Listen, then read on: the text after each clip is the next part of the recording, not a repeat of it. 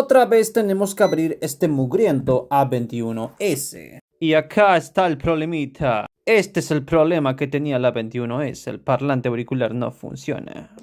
Como nosotros manejamos todos repuestos originales, le pusimos un parlantito original de A21S.